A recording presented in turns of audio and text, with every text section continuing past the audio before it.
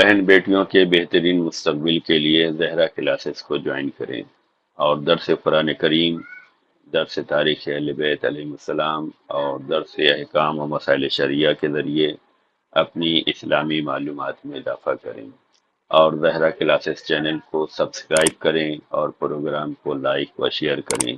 جزاک اللہ خیر۔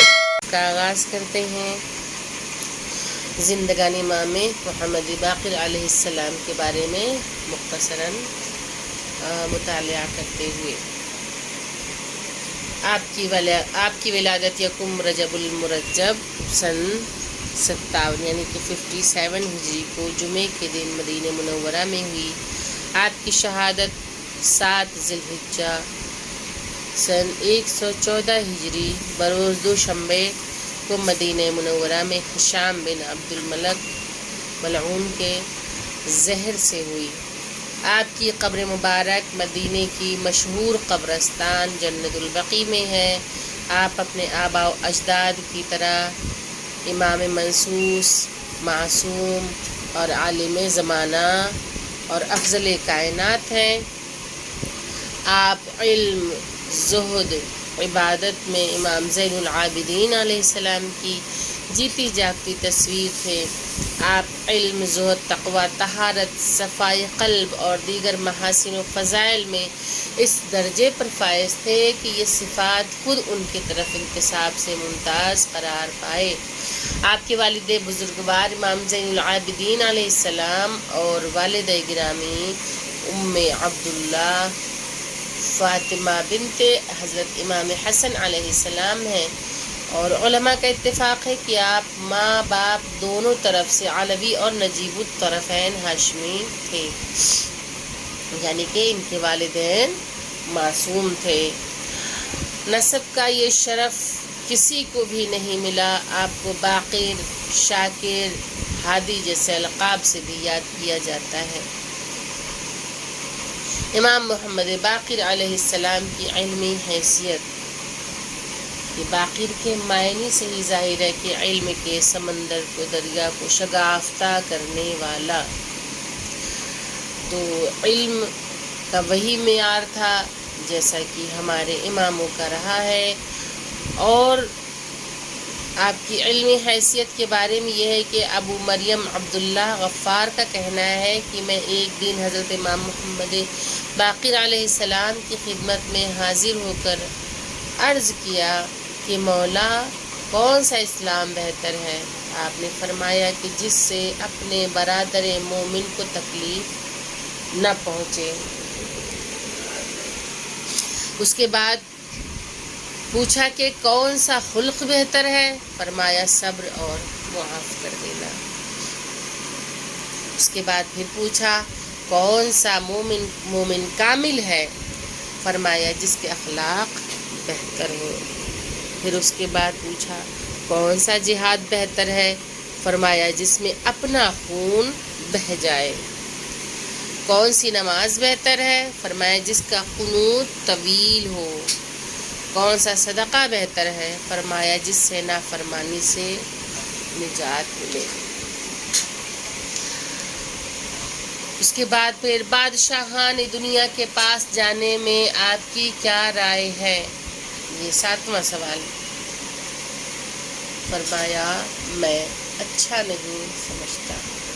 پوچھا کیوں؟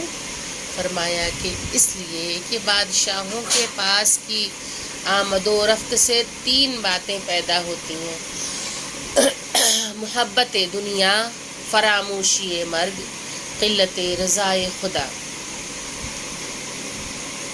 آج کے دور میں تو بادشاہت ختم ہو چکی ہے، لیکن دیکھا اگر جائے تو آج بہت زیادہ عمرا کے یہاں، بڑے لوگوں کے یہاں آنے جانے سے بھی یہ تمام چیزیں پیدا ہوتی ہیں انسان کے اندر، کہ جب ہم کسی کی دولت کو دیکھتے ہیں اور کسی کے رہن سہن کو دیکھتے ہیں جو کہ بالکل اعلیٰ طریقے سے اور ایک